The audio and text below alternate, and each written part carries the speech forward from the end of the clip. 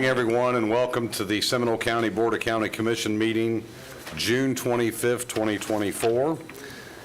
What a beautiful day in Seminole County as I traveled here this morning and looked out at the clear blue skies and the moderate temperatures so far. The day is young, as you know. It'll get very hot and humid this afternoon and rain, but really reflecting on how well and how we do in Seminole County and how blessed we are here. And we're going to see a little bit of that today from our veterans that are present in the crowd as we approach the birthday of our great nation coming forward to us next week. Make sure everybody reflects upon that and reflects upon the ultimate price many have paid for us to have these freedoms and liberties. With that said, I'm going to introduce Pastor Bob Melhorn from Integrity Church, who's going to lead us in the prayer, and then our building official, Mr. Bob Pike, will lead us in the Pledge of Allegiance. Pastor? Good morning, everyone. It's a privilege to pray with you. Let's pray.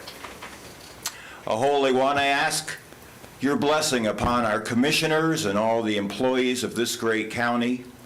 For our commissioners today, I would pray that you would fill them with wisdom, that you would show them your light. I would ask that you would make them sensitive to the neediest among us. And I would ask that you would give them the courage of their convictions. Bless them, their families, and all those whom they hold dear. Lord of every season, this is a time of relaxation and refreshment for many these summer months, but for us here in Florida, it's also the beginning of hurricane season. And Lord, we would pray that you would spare us the effects of any harsh storms, but should it be your will that that would not be the case, then we would pray for the safety of the emergency personnel, and we would ask that trying times would bring out the best of us. And Lord, we take a quick glance at the agenda for today, and we see that there's much business to be conducted. And we see that so many agencies and commissions and departments and organizations are part of the great work that is to be done today. And we would ask that you would deliver us from a spirit of needless competition and show us how we might work together. Teach us once again that we are strongest when we are one. I ask for your guidance, and I lift up these prayers in Jesus' name. Amen. Amen. Mike?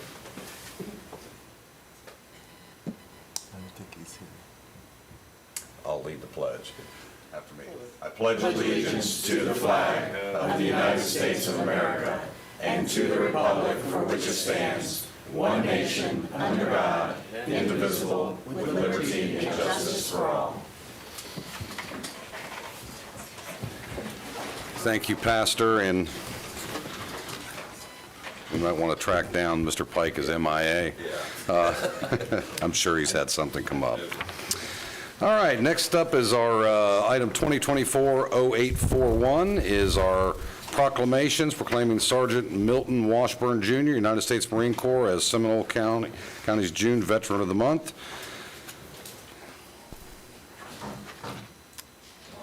And Commissioner Herr will read this into the record. I'm going to ask just for a few seconds of indulgence before I read this. So as I read this, the backdrop for this is that my father was a World War II veteran who was a Navy corpsman with a GED that he got in the Navy. And he had a very high success rate in terms of field survival. He retired 22 years later. He was called back through USAID to build field hospitals in Vietnam. And so in that civilian role, he spent 4 years in a live combat zone building field hospitals. So that's the backdrop of how I'm reading this. Fellow Commissioners, I move the following proclamation of the Seminole County Board of County Commissioners recognizing United States Marine Corps Sergeant Milton Washburn, Jr. for his outstanding service to the United States and Seminole County. Whereas the brave men and women of our Army, Navy, Marines, Air Force, Coast Guard, and Space Force demonstrate a resolute spirit and unmatched selflessness, reminding us there are few things more American than giving of ourselves to make a difference in the lives of others. And whereas throughout our country's history, generations of service members have answered the call to leave their families, their jobs, and put their futures and even their lives on the line to valiantly defend our nation. And whereas for many service members, the sacrifice has ended in permanent injury or death, yet their spirit remains in the continued preservation of our freedoms and the promise of liberty. And whereas there are more than 30,000 living veterans in Seminole County who served our nation in times of peace and war. Through their service, they kept America strong. And whereas Sergeant Milton Washburn, Jr. enlisted in the United States Marine Corps and was assigned to the 1st Battalion, 1st, in Hoi An, Vietnam. During combat operations, he encountered a landmine explosion while on patrol that caused serious bodily injury. He medically retired from the military in 1968. And whereas Sergeant Milton Washburn, Jr. received numerous awards, including the Purple Heart Medal, Good Conduct Medal, National Defense Service Medal, Vietnam Service Medal, and Vietnam Campaign Medal. And whereas Sergeant Milton Washburn, Jr. obtained his engineering degree after his military service and worked for various companies. He moved to Florida in 1983 and worked for Florida Power. He then relocated to Chuliote in October of 1996, where he worked for Florida Power Progress Energy and retired December 5th, 2013. And whereas Sergeant Milton Washburn, Jr. has dedicated 7 years of volunteer service to Hope Helps in Oviedo, while also celebrating 57 years of marriage to his wife, Joyce. Together, they tirelessly work to provide essential support to families in need, including food, clothing, and toys during Christmas and throughout the year. Additionally, he actively contributes to various community events as a devoted member of the American Legion Post 243 in Oviedo. And whereas Sergeant Milton Washburn, Jr. has brought great credit and distinction upon himself, the United States of America, the United States Marine Corps, and Seminole County. Now, therefore, be it proclaimed that we, the Board of County Commissioners of Seminole County, Florida, express our gratitude, admiration, and respect for Sergeant Milton Washburn, Jr. for his outstanding service to the United States Marine Corps and the residents of Seminole County. Be it further proclaimed that this proclamation is presented to Sergeant Milton Washburn, Jr., along with our sincere congratulations and recognition as Seminole County's Veteran of the Month, adopted this 25th day of June, 2024. Second. Motion and second. All those in favor? Aye. Opposed, like sign. Hearing none. It's unanimous. Congratulations, sir. Thank you very much.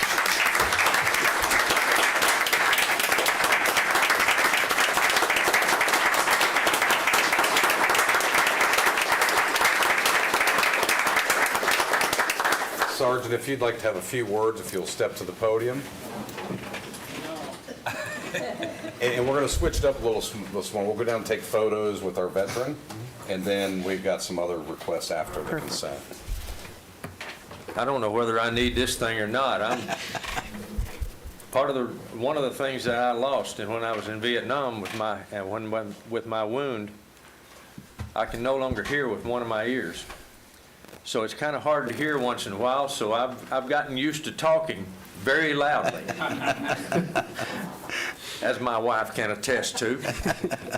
So anyway, I would just like to say that it is indeed an extreme honor to me to be recognized this way.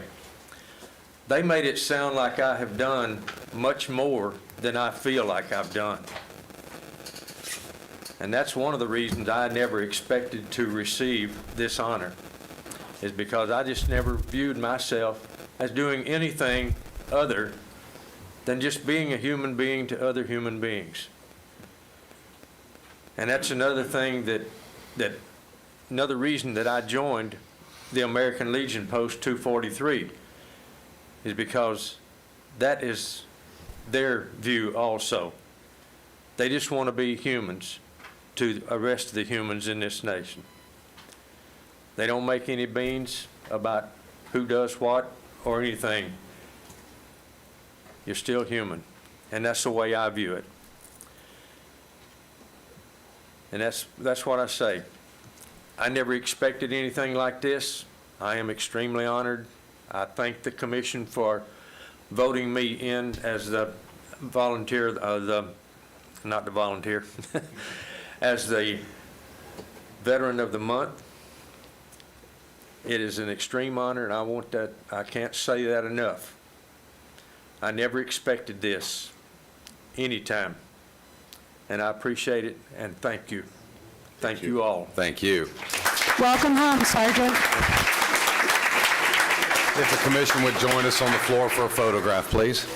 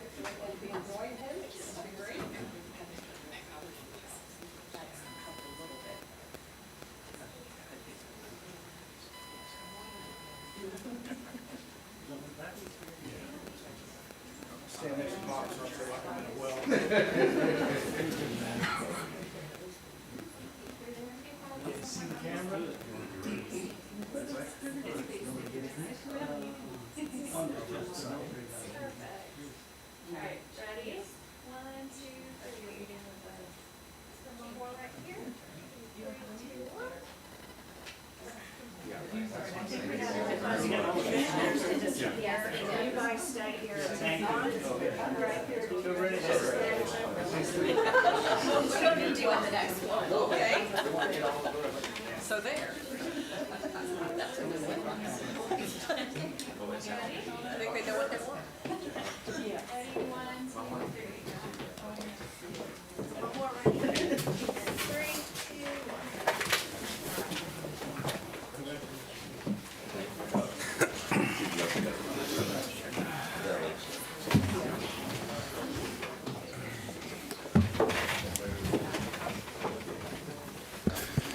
One thing else I would like to say.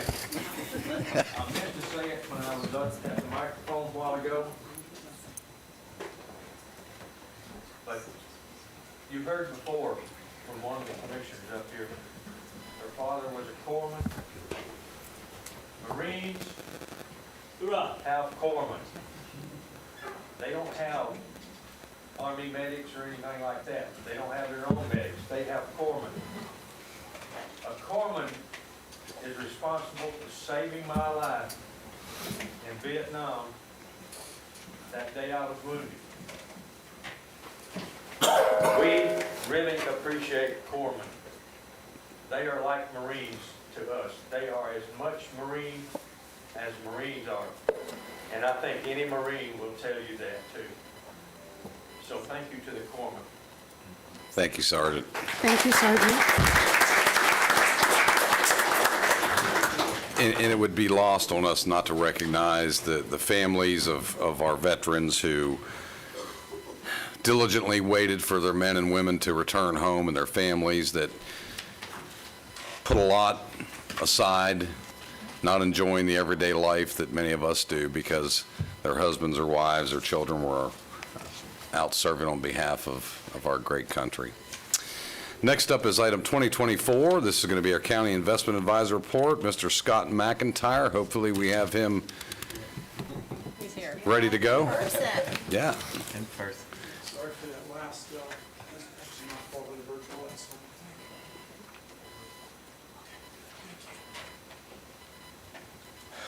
Okay, good morning. Good to see you guys. Good morning. Okay, forward, got it. So, and I've mentioned this many times before, but right now inflation is everything. There's lots of economic numbers that come out, but the bottom line is inflation. That's what the Fed's looking at. If inflation cools, they have the opportunity to cut rates, and if inflation doesn't, then their hands are tied. So whereas before we might have looked at a number of different slides, I'm just going to keep with the inflation slide. The FOMC, which is the Federal Open Market Committee, that's the Fed policymakers, met last on June 12th, so very recently. Powell, the chairman, stressed patience. Even though he had seen some better numbers, he wasn't going to signal that the Fed was ready to cut yet. The next meeting is July 31st. Usually the Fed will signal a meeting ahead before they start pivoting in policy, and they did not in June, so we don't believe that anything's going to happen in July. September right now is more likely than not, although there's a lot of time between now and September and several inflation reports between now and then that'll be pivotal. This is the CPI. This is not necessarily the inflation measure the Fed looks at the most, but this is the one that we all look at because this determines the cost of living increases. As you can see in that red line, which is core inflation, it did move lower during the month of May, and that's after really 3 months worth of flattening out and 1 month worth of slightly lower. So we've got 2 months that are cooperating, but that's not enough yet, so we're going to wait for the next number, and the Fed is going to watch that very carefully. Starting to move a little more in the right direction, but this has still been really, really stubborn. So investment choices, you can see yields are lower than they were. In fact, they were actually a fair amount lower a few days ago, but again, yields are bouncing around. It's a very volatile market, but they are lower than they've been. The overnight rates are still high. They're not going to start to come down until the Fed actually makes those cuts. So whenever you're investing out along the curve, you're giving up some on the front end. But we're trying to be methodical in this and understand that we don't know the direction that the economy or interest rates are going to go. So upcoming maturities, I know that we are past June 15th, but I wanted to leave that first maturity on there because that's one that was bought during a time when the possibility of negative interest rates existed. You're probably wondering why 48 was on there, and that's why.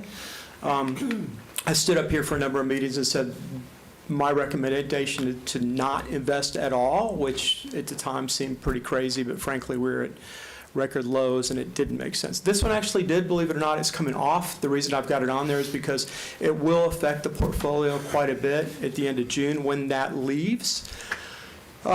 There is several other maturities that are coming up. We're trying to obviously position for cash drain periods. There were a couple of POM, which is basically a term pool maturities that happened. On the last recommendation, we said we would talk to the clerk's office about cash flow and determine whether or not they could be renewed or extended. They could be, so those were both extended at 542 and 540 out roughly 12 months. So recommendations with these maturities coming up, a $10 million POM term, we expect that'll be at close to 530 to June of 2025. That's really to fill a cash flow need. And then another $10 million in a treasury probably to the end of July at 510. And then taking a little bit more going out to June 2026 at a 475. So, and I want to just sort of mention one thing, and I know this is really hard to see, but at the bottom line there, the bottom two buckets, if you will, those little graphs, there are 3 different maturity buckets. One is essentially inside of 90 days, another is 90 days to a year, and the third one is beyond a year. The first one is liquidity. The first bucket's for liquidity. The second bucket is actually for your annual cash flow, and the third one is core, if you're ever wondering why those buckets happen to be those buckets. So I guess what we need is, I know I always trip and stumble over this, but I need one of you take it off my hands. Well, any questions from the board? Mr. Chairman, motion to implement the recommendations of our financial advisor based on the report submitted today, and recommend the clerk implement the said board's recommendations. Second. A motion and a second. I do have an inquiry. Great. Mr. McIntyre, I know this has been a tough market for you and experts like yourself who are in this vocation of determining where this is all headed. As I reflect and look, I'm a little concerned and want to know what your take is on, it looks like we have some emerging, what I would say, concerns in that we seem to have a evacuation of the middle class. And when I say that is, and we look, it appears we have rising credit card debt, record debt, but it seems to be at the middle class level, whereas arguably those with more disposable income are paying their credit cards off on time. We have increasing mortgage defaults. We have increasing defaults on auto loans. And when you break that down and really do the research, it appears to be in that middle class part of our population. And it's beginning to get to a record point that we haven't seen since the Great Depression. Do you have any opinion or any take on that or input? I do. And so this take is about 60% of the economy owns stocks. About 60% of the population owns stocks. About 60% of the population own their homes. That other 40% is having to pay higher rents. They're having to pay record, not only record credit card balances, but also record credit card interest rates. They're approaching 22% on outstanding balances. So it really is a case of two different populations. Stock markets are all-time record highs, so household wealth in general is increasing. On the flip side, if you're not part of that, if you don't own a home and if you don't participate in the stock market, then you're saddled with all kinds of problems right now. So there is a definite bifurcation of the economy and of the population, and that's not reminiscent of a healthy economy. Idealistically, middle class, lower middle class are participating as well, but it is becoming a problem. I'm not, again, like many things, I'm not sure how that's going to play out, but in terms of a healthy economy going forward, that's not a good recipe. Right, yeah. So, and I don't really know how, again, I'm not really sure how this plays itself out. The best case scenario, again, is that inflation moves lower and the Fed cuts interest rates and eases all of that up. Right. It is somewhat unprecedented, obviously, when you get to record high credit card levels and default rates on both credit cards and auto loans at 12, 15-year highs. You can see it brewing. Right. But right now, the economy is still growing, and it's growing because of this side Right. and not this side. Yeah, that was my concern. We're taking a certain portion of the population which is arguably doing well, and another portion that's not doing so well, and whether one ends up dragging the other down. Well, thank you very much for that. We appreciate it.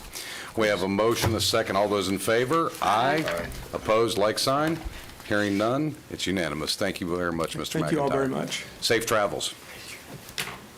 Next up is item 2024-0857. This is a presentation from the Central Florida Commission on the Homelessness Leadership Council 2024 point in time count, be presented by Ms. Martha R.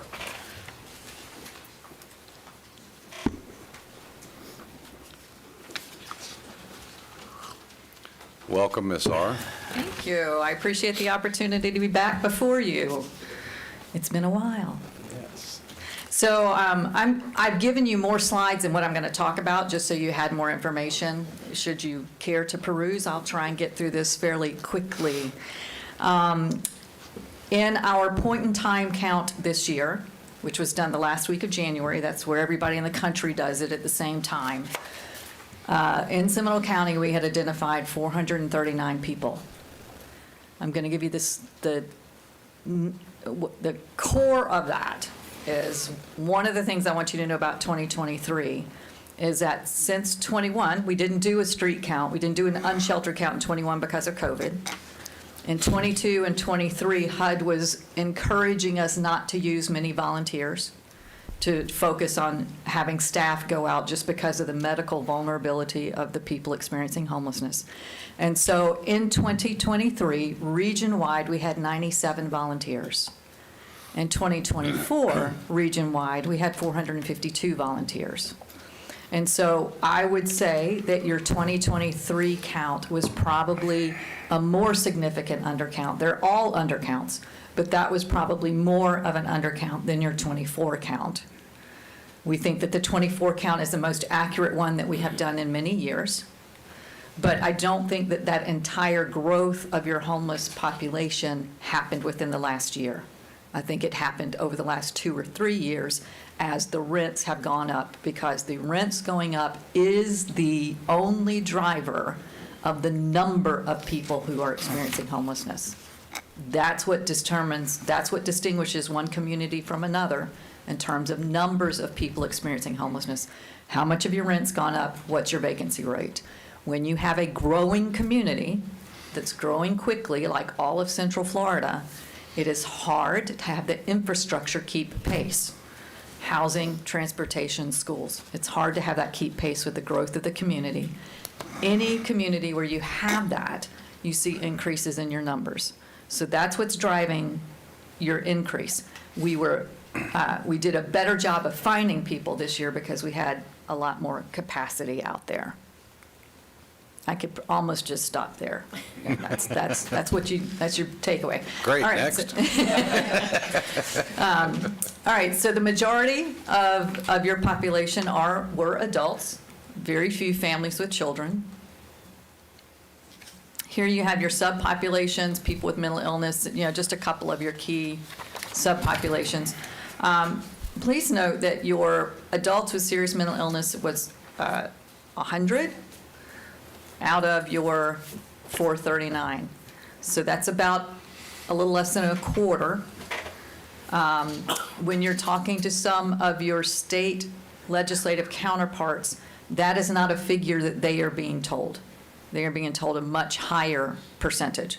So I just want you to know what your percentage is, a little bit less than 25%, not 75%, which is what's some of the information that's going to the state right now.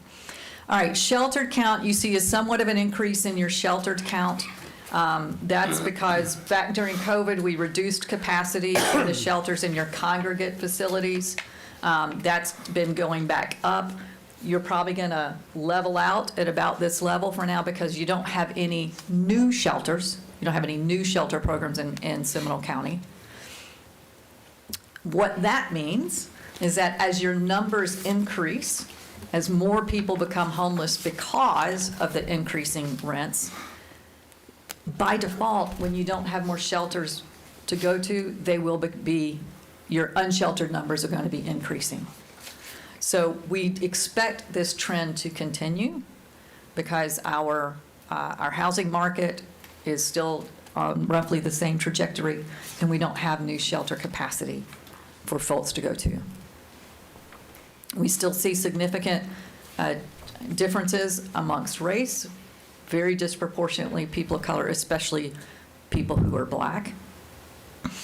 This is where people are staying, the unsheltered population. What's important about this one is all those folks in the first group who are streets or sidewalks, and then the woods, not so much the vehicles, abandoned buildings. Those are persons who are most likely going to be impacted by the state legislation that's going to go into effect in October. This one is compelling. This was your youth, your 18 to 24-year-olds. What you want to take, the takeaway from that is that the majority of your unsheltered youth, 18 to 24, have been homeless for more than a year, which just breaks my heart. Makes me very glad that we've got this new Brighter Days initiative where we have the federal and state funding to help support that age range, but that's an important factor for you to know. Then I've just got several slides in here with your trends, regional trends. What you see here is, again, your sheltered count doesn't change much, but your unsheltered count does and will. Another important thing for you to know is I want you to pay attention to the orange columns. This is our supportive housing inventory. This is what we use for permanent supportive housing. People who are experiencing chronic homelessness, they've been homeless for more than a year, they have disabilities, that's who's targeted for the supportive housing programs. We've been working very hard to increase the resources for permanent supportive housing. So just from our HUD dollars, back in 2017, where this starts, we were getting roughly $7 million a year. We're now getting $19 million a year regionally from HUD. Most of that is for permanent supportive housing. We also have some local jurisdictional dollars across the system for that. Even so, we maxed in 2020 of how many people we could support, because the increases in the dollar amount have not kept up with the rent increases, and so we can't house as many people as we did since 2020, and the majority of that decrease happened in the last 2 years. So that's we've lost capacity for more than 200 people, just because our dollars won't cover as many units because the rent has gone up so much. So that's another 200 people across the region that, if we'd been able to maintain that capacity, would not have been on the streets and would have been in permanent housing. So we're kind of we're getting more people coming in, and we're also not able to house as many people as we have in the past. This will be of interest for you. This is the regional view. This is the heat map of our unsheltered count. So the darker the color, the more people we counted. And here you see Sanford,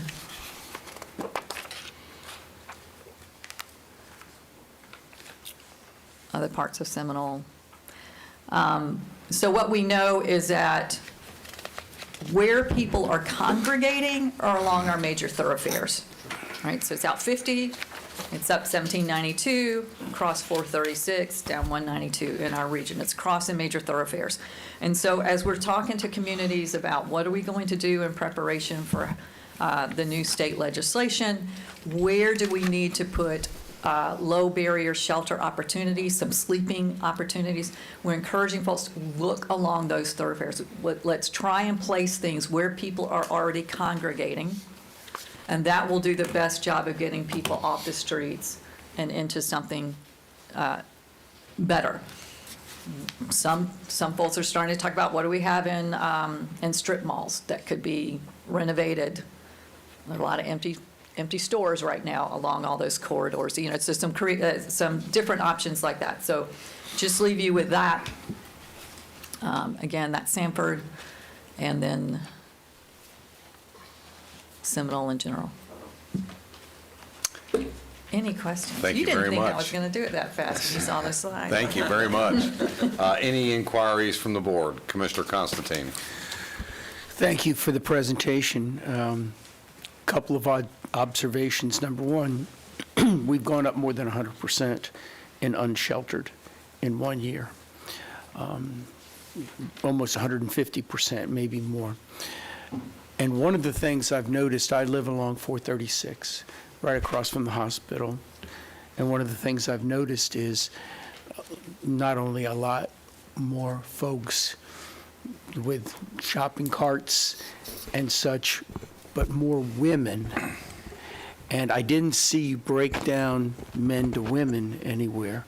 And I was wondering if there are more single women now living on the streets, because It's a very good question.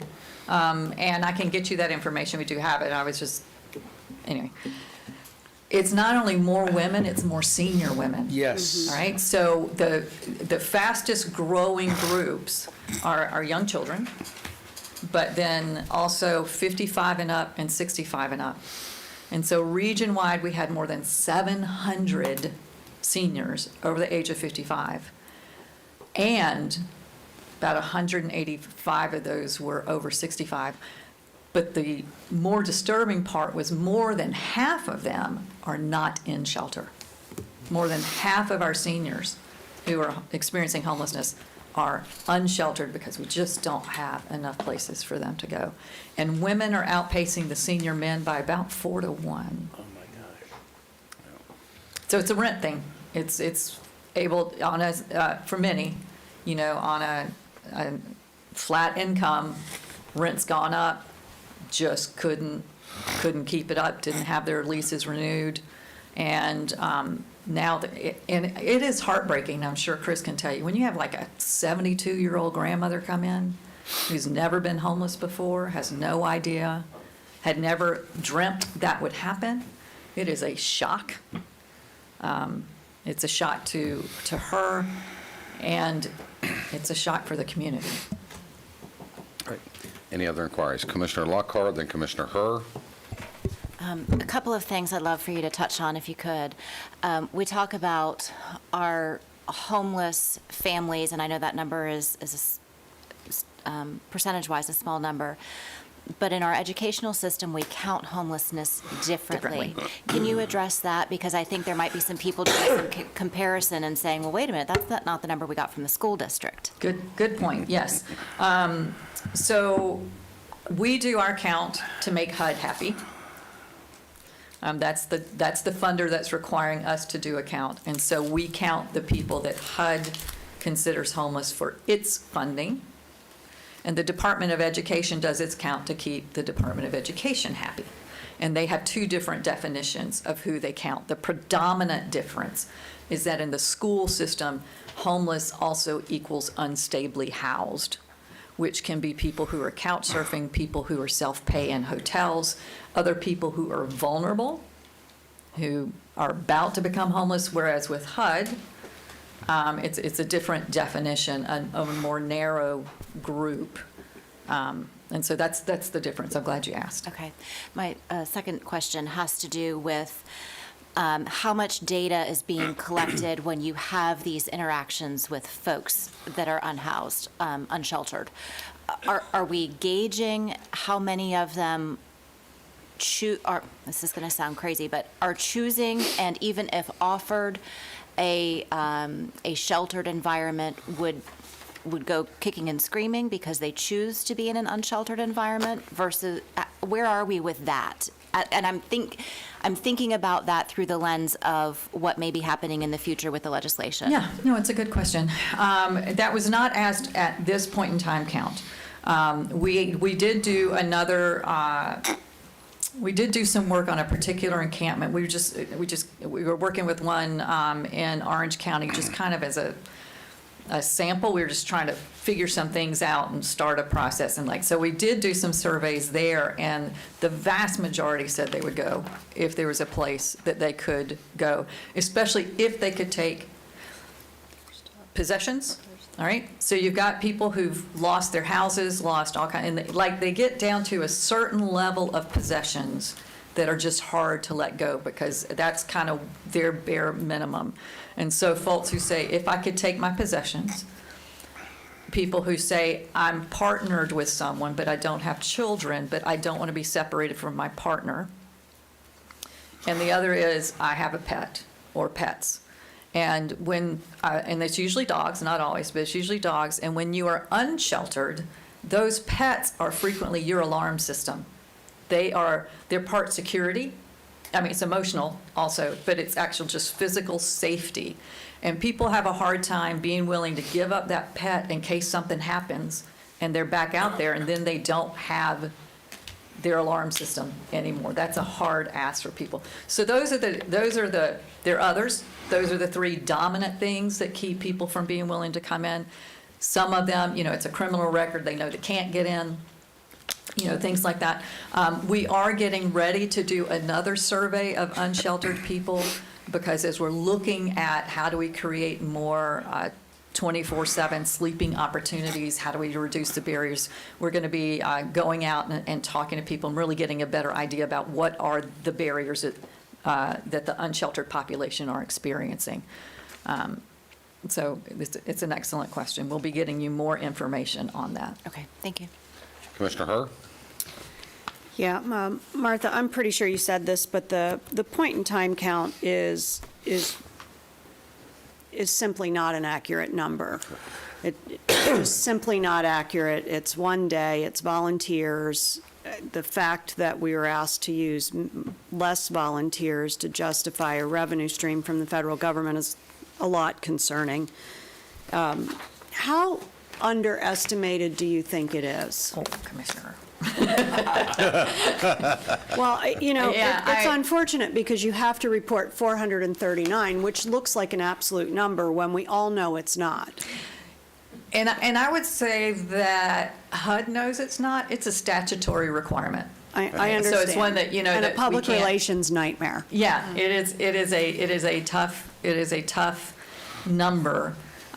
It's one that gets media attention. It's easy for people to understand. And so it gets a lot of attention, and it gives us a snapshot. All right, so the trajectory is compelling. Even if we say that some of the increase from 2024 we should have captured in 2023, it's still a trajectory that aligns with our housing market. And so that is helpful information, in itself, even if we don't get too caught up on the actual numbers. The heat, in my mind, the heat maps, this is something that's newer for us. We shifted to giving everybody access to doing the point-in-time count with their phones. And so, when Chris went out to help, he could drop a GPS on where he's interviewing somebody. So this can help us figure out how it gives us more information to be more strategic as we make decisions. But I really couldn't tell you what the undercount is. You have to find people, which you can't always do. And every time, we go to some campsite, we know they're there. We know they're sleeping there. They just weren't there at the time that we went. And sometimes we go back a second time and they're still not there. You also can't count somebody who tells you they're not homeless, even if you're really convinced that they are.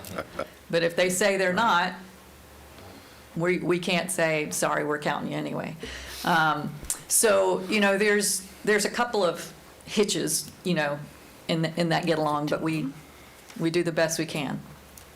And then my And next, y'all had great staff that really worked very hard on this. Thank you. You really did. Carrie and her whole team, they were phenomenal. What we know is that 80% of the people get counted by 20% of the counters, of the enumerators, right? So, your team was really good. well, thank you for saying that. Do you anticipate that state and federal funding is primarily going to go to new shelters, particularly at the state level, given this new legislation? So the state increased our challenge grant by $10 million statewide. And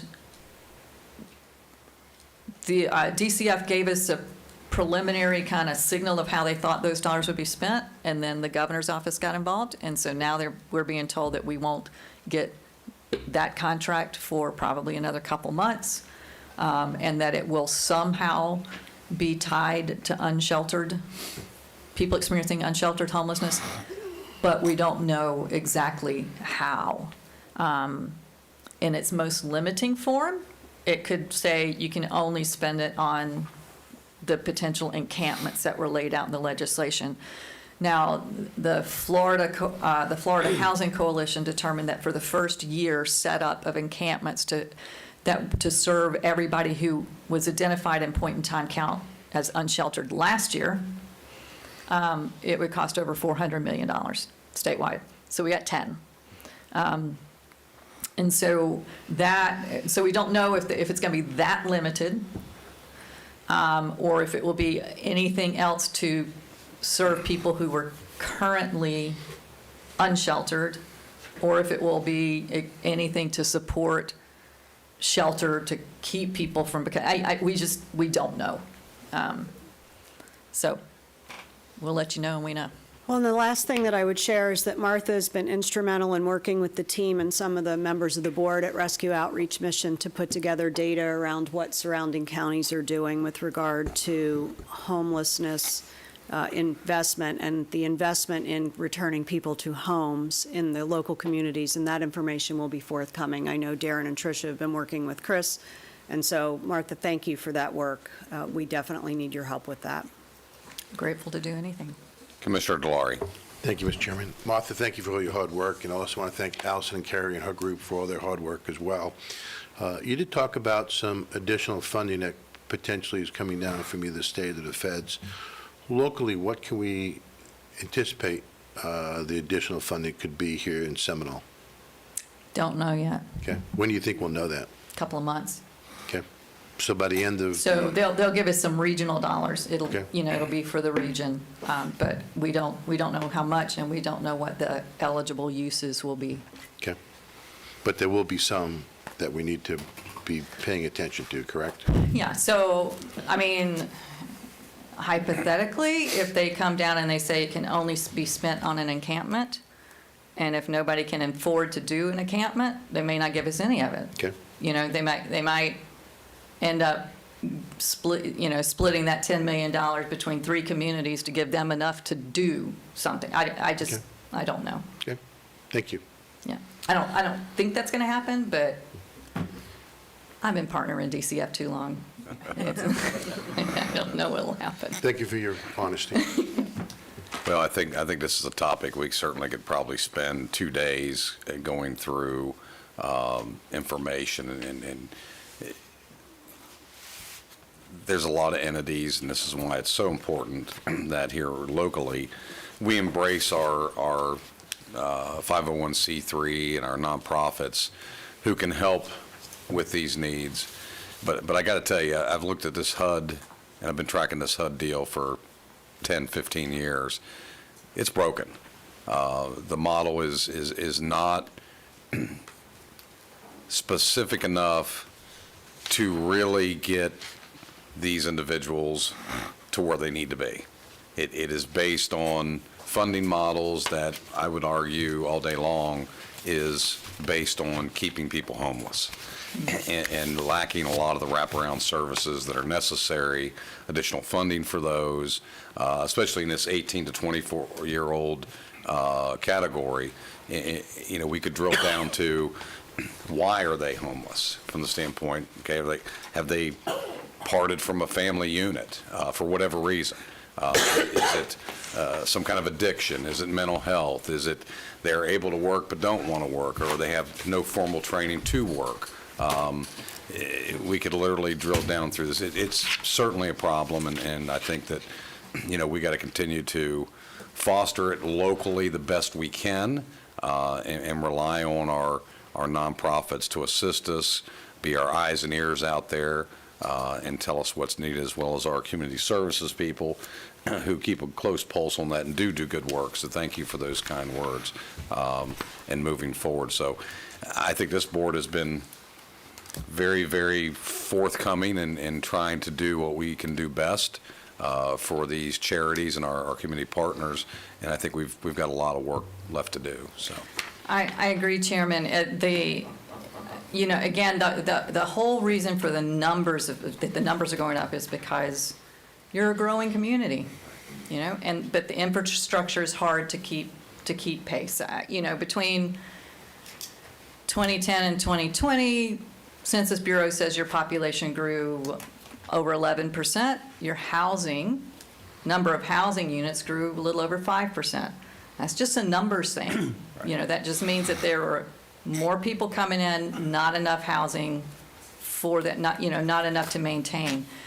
So the nonprofits are doing valiant, incredible work, but they cannot solve this. that's right. It has to be strong partnerships. It has to be strong public-private partnerships. And, Chris's organization cannot do anything about the increasing rents in the community. Right. Yeah, and I always questioned this point in time count. It always struck me as, and I actually said it to one of the legislatures when I was in D.C., I'm like, okay, so HUD does this count, and we do it in January. Okay, the weather in January in my community is pretty nice. In Brainerd, Minnesota, it's not so nice. And why wouldn't we do a second count, midway through the year when dynamics have changed? Because I've looked at a lot of studies where it amazes me that some of these individuals are actually in a certain geographic part of the country, certain parts of the year, but they're 2,000 miles away other parts of the year. And that just baffles me. If there's such a problem in their life, how are they getting, other than hitchhiking, or hitching a ride or getting a Greyhound bus ride, getting from here to there and then coming back here?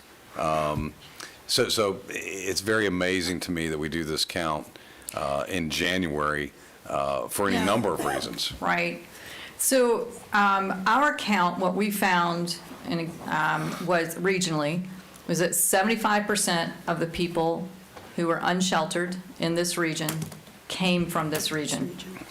The vast majority. It is not a, folks coming here.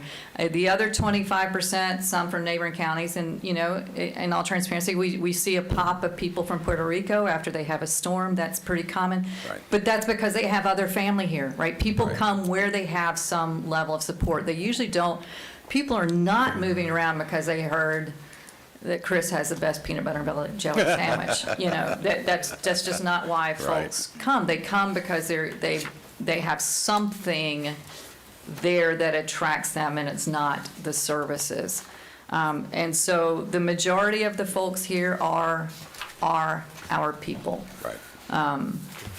And other folks say, I know folks come here, and I gotta tell you, within the past year, I was up in Joplin, Missouri. You remember where that is? That's where that big tornado came through and just decimated that town, and they're Right. still in recovery. So I was up there, and I kid you not, the third person I talked to, well, where are you from? Central Florida. I was like, you gotta be kidding. But she had family there, Right. fell in hard times, and went to go where there was some support. Right. Yeah, the from here definition, I think, is the big category that really needs to be delved into from the standpoint of you're from here because you moved here 2 years ago, 5 years ago, or you've been here in your entire life. Yeah, and what we ask is, what county did you live in the last time you were housed? Right, exactly. Where were you when you became homeless? Right, understood. And those are people who are here, yeah. Yeah, great. Very good. Well, we sincerely, Commissioner Lockhart, another inquiry. Well, I just feel like we've got a lot of loose strings. Right. There's a lot of unanswered questions. So I would love it if there's consensus from the board that we go ahead and plan on there being a follow-up. I know staff is working diligently in work groups to try to figure out next steps, weeding through the legislation, and I just feel like we got to go ahead and plan for that. I'm okay if we do or consider a work session at some point, but I think for me, I would like our staff to really do some deep dive and get things teed up for what is Yeah, on that's point. exactly what I just asked for, because they're doing the deep dive now. Right. And so if we just can work with Darren so that he knows when that's going to be all wrapped up in a pretty little bow. Bring it back. And bring it back for us. So we're not caught off guard. We can go Right. ahead and get it scheduled, because scheduling is a big thing for us. Yes. We'll go ahead and put that on our long-range agenda. Actually, Tricia Johnson and I are already working on that, so Great. we'll do that. Okay. That's good with everybody? Great. Very well. Thank you very much. Thank you for being Thank here. We you. appreciate it very kindly. Thank you, Martha.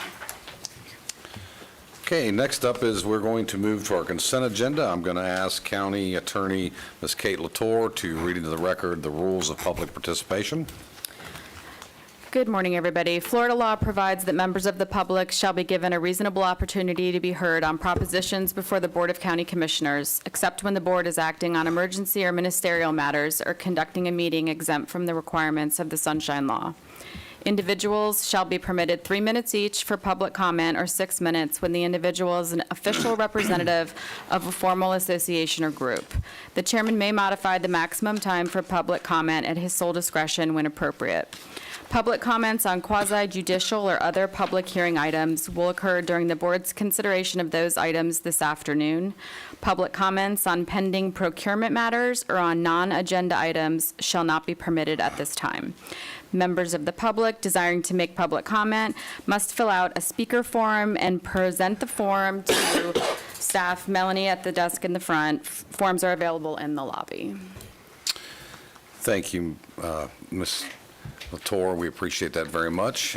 We have consent agenda items 4 through 29.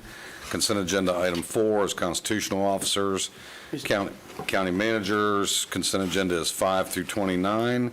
Mr. County Manager, are there any changes to your consent agenda? Thank you, Mr. Chairman and Commissioner. Just one item I'd like to pull, and that's number 26, and I'll be bringing that back to you all. Less number 26. So we have 4 through 25 and 27 through 29. Correct. Any commissioner desire to pull any of the particular items for separate discussion? Mr. Chairman, I don't want to pull it, I just have a statement about an item. Okay, well, do you want to move the consent agenda along first and have a statement? Whatever your statement is. I'm good either way. I'll tell you, I fully support item number 23. It's about the tipping floor. I think it needs to be done. I know it needs to be done. But I also know that there are some fire prevention issues with that pump that's in that transfer station. I just want to make sure that our staff, because it's been a number of years that they've been working on that we coordinate and allow our staff to coordinate that, not hold this up, but just coordinate it to make sure that it's done on a timely basis. That's it. Okay.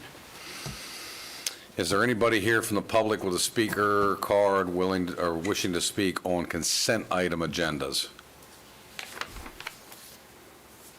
Ms. Kuntz? Nope. No? No, sir. Okay, thank you. I'm sorry. You're sitting in this I'm sorry, you're just looking at me, I'm like, I'm just looking. and we appreciate you sitting in for the clerk today, so thank you very much. Mr. Chairman, I'd like Yes. to make a motion to approve 4 through 29, excluding 26. Second. Motion and second. Any further discussion? All those in favor? Aye. Opposed, like sign. Hearing none, carries unanimous. That wraps up our consent agenda. I do have a request to speak. I'm going to take a little latitude as the chair. We have an individual here today that was perhaps given improper information when a call-in came to the county on when the public was allowed to speak. This individual traveled here to speak on behalf of Sunrail and had some input. Mr. Tom Conley, if you would be kind enough, Melanie, if you could assist Mr. Conley to the podium. There you go. Okay, there you go. Welcome, Mr. Conley, and I sincerely apologize for any misinformation that you may have been given, but hopefully we get you. And I greatly appreciate you making a consideration. I am sorry I misunderstood whatever the person I was speaking to yesterday on the phone.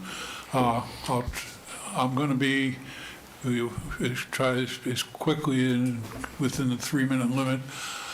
If you'd first give us your full name and your address, if you would, please. Sure.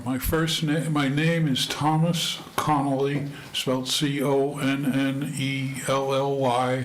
I live at 552 Wind Meadows Street in Altamont Springs, 32701.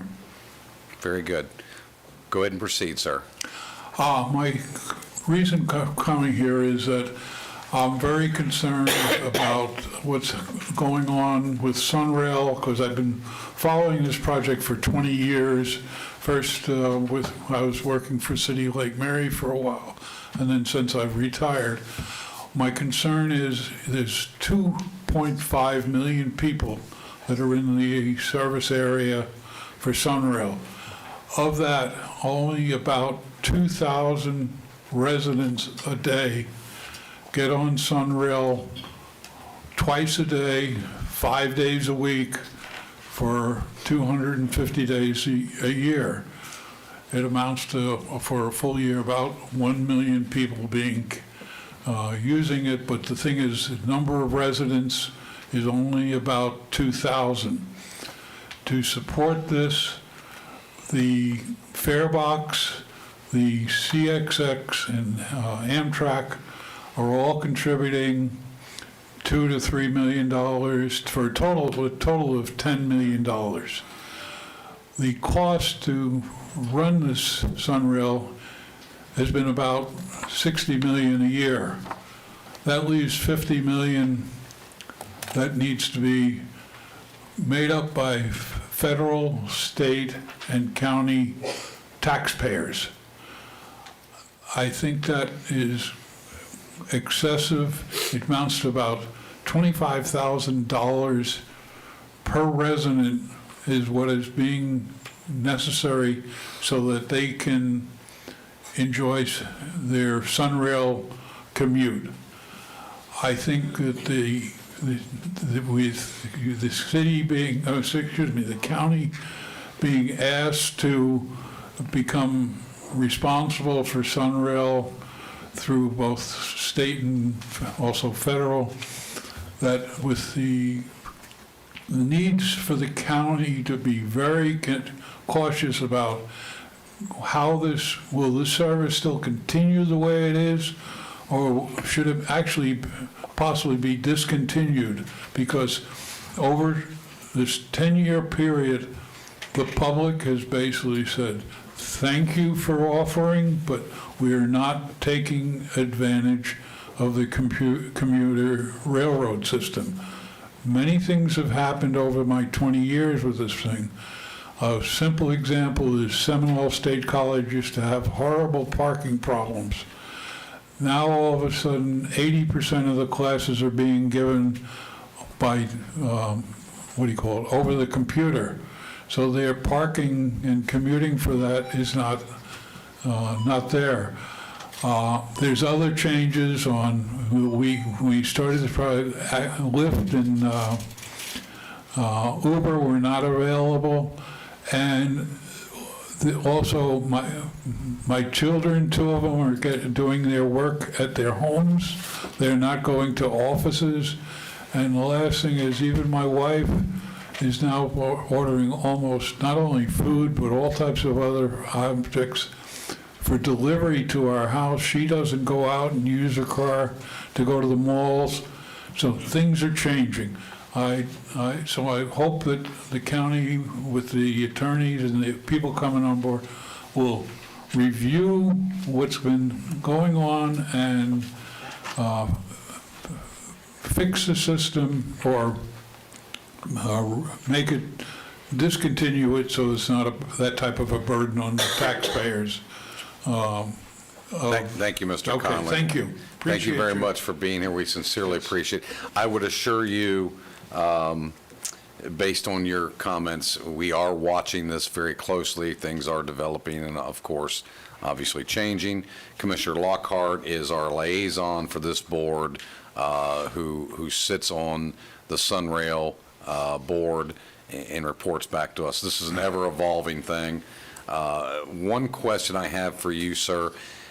Have you been personally riding it at all? Do you ride yourself? Sunrail? Yes. I do not ride it. Okay. Just wanted to inquire about that. So thank you very much. I think Commissioner Lockhart has a question also, sir, while you're there. Well, Mr. Conley, the first time I saw you speaking publicly was actually down at a Sunrail board meeting.